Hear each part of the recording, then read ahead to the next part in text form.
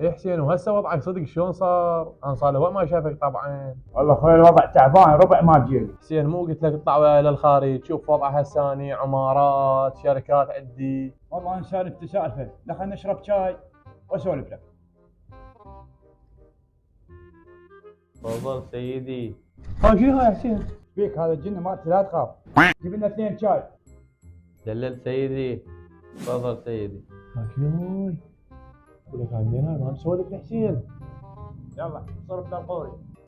في مال لا سيدي. خويا تبيع لي هذا الجني؟ قد ما تريد اعطيك فلوس، العماير والسيارات كلها لك. والله هو غالي عليه بس انت تستاهل، راح ابيعك اياه. اي راح اصير غني. فيها اطلع يا معود.